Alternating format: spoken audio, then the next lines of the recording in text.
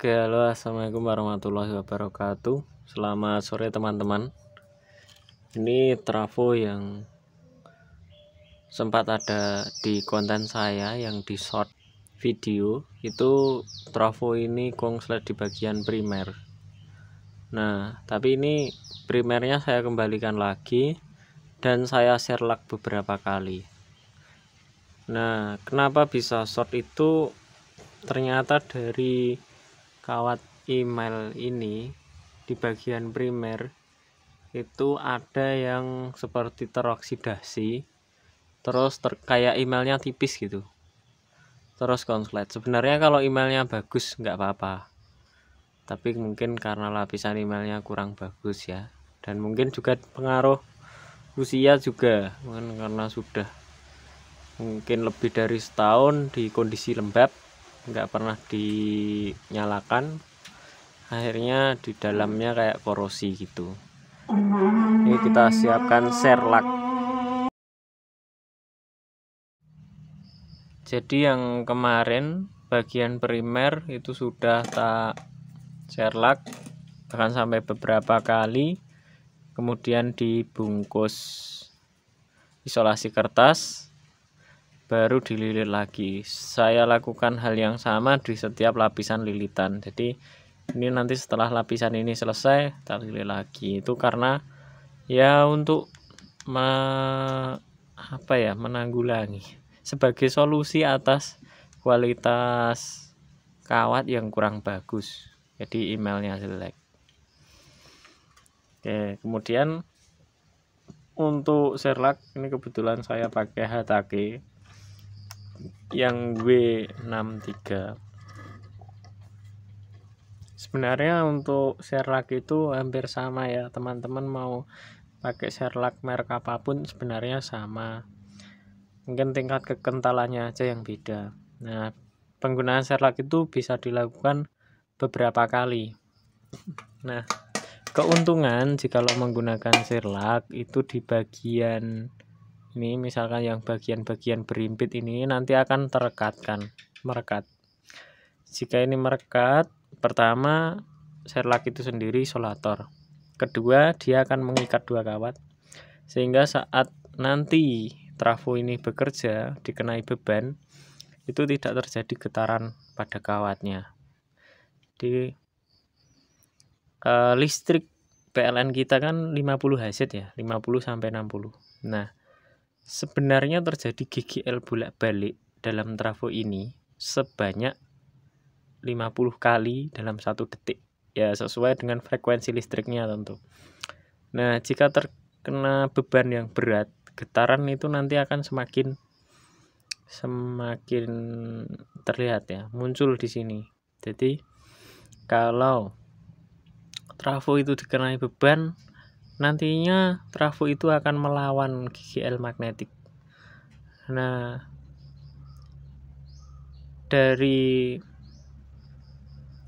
perlawanan kawat itu muncul getaran. Getaran itu yang menyebabkan kawat itu kadang bergesekan, akhirnya ada yang lupas ini dikit atau manalah titik yang mana, dan akhirnya konslet seperti itu. Nah, lebih aman memang diberi share lag, itu lebih amannya seperti itu.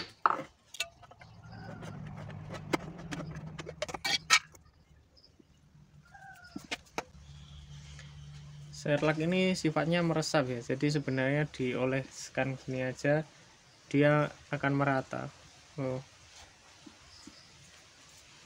Tapi alangkah lebih baiknya juga kalau sambil dioles supaya merata.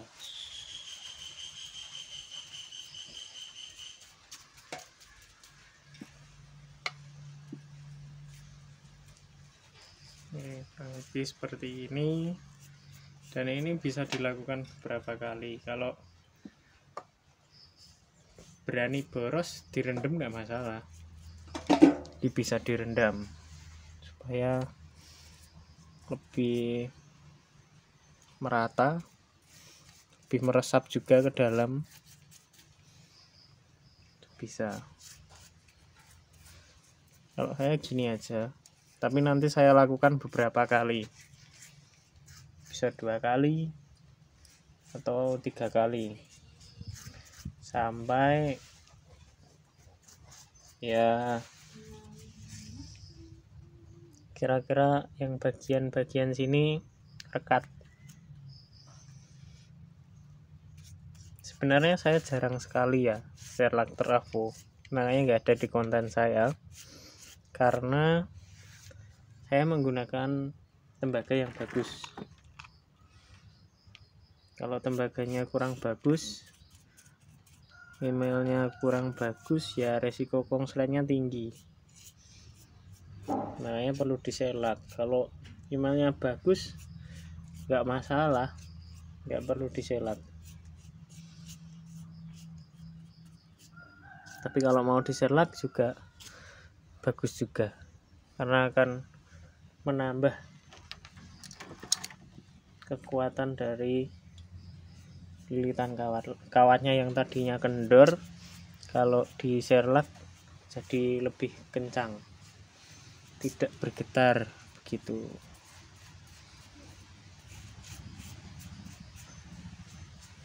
Kemudian sedikit info ya,